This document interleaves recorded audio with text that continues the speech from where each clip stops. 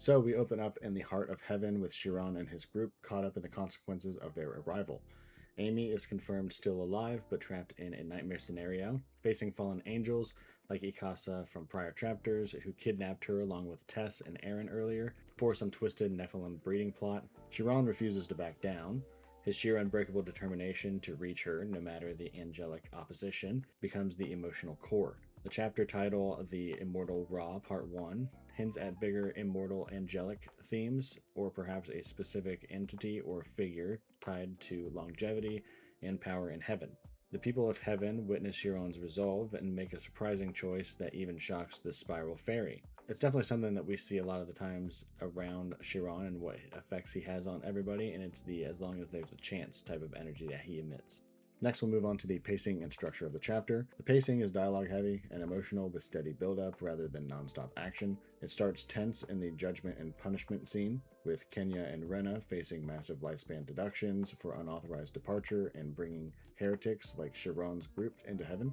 I think her name is Piop, enforces that strict heaven's law. 20 years here, 30 to 50 years there. Lifespan is literal currency for them. It flows with Chiron stepping up with clever arguments, one of those being, we followed them, they're not responsible, shifting focus to his personal stakes with Amy. The middle ramps emotionally as his will radiates outward, impressing the heaven people.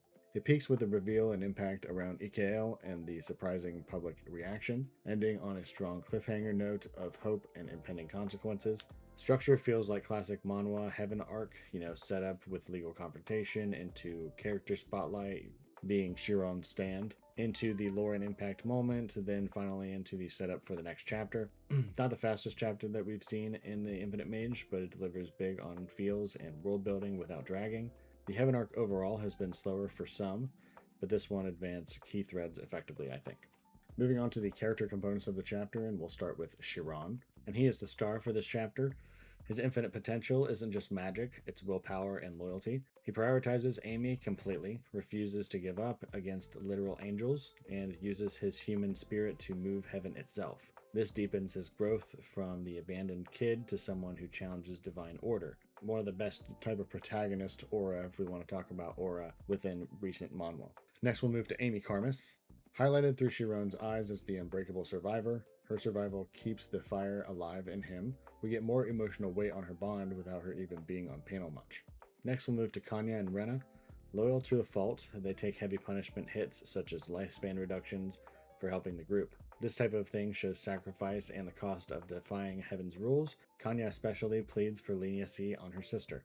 Next we'll move on to Piop, the spiral fairy and enforcer. She's a strict law enforcer, but not cartoonishly evil. The system is rigid, yet Chiron's actions force even this figure and the public to react in unexpected ways. This adds nuance to Heaven's bureaucracy. Next would be Ikael, and this might be a little to say, but with how Ikael looks and Chiron being talked about being Nephilim, I'm wondering if this is his actual biological mother, if his mother is an angel.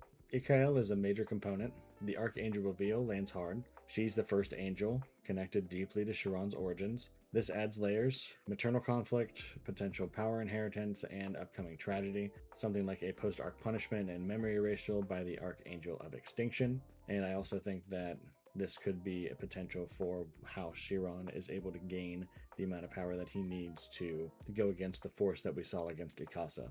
Last point for the character components, we have Heaven's people. We see a collective character moment. They see Chiron's determination and choose to support or react positively, surprising the enforcers. This humanizes the divine side.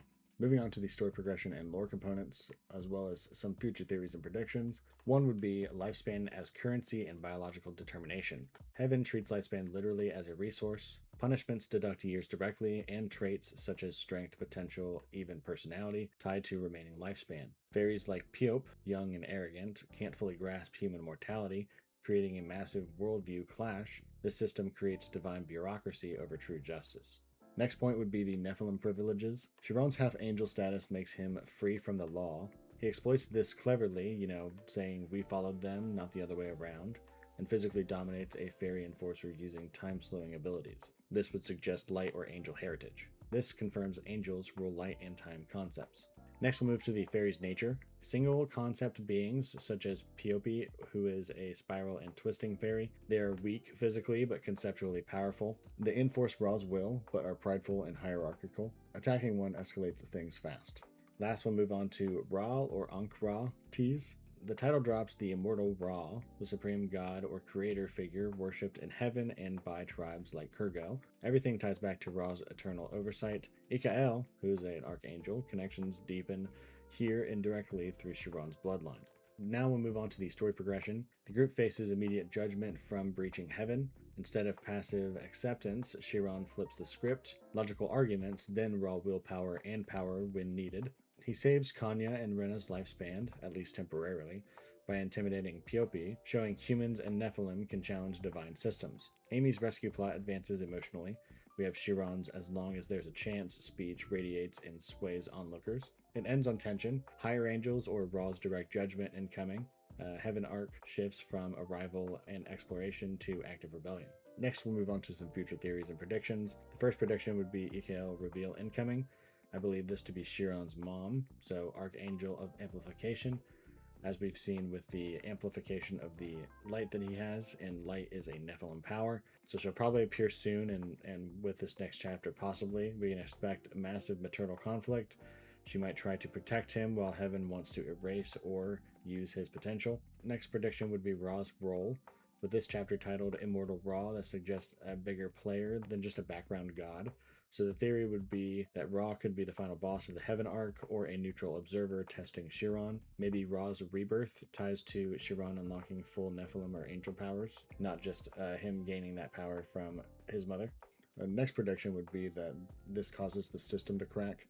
We saw that the person who came before, I forget her name, just going blank as I'm recording this video, she came here before, and even the fairy that we see now said that she had changed some laws, so I wonder if we'll also see some. So this brings me to my next point, which would be system cracks. Chiron swaying public opinion and overpowering a fairy enforcer plants seeds for heaven, civil unrest, or reform.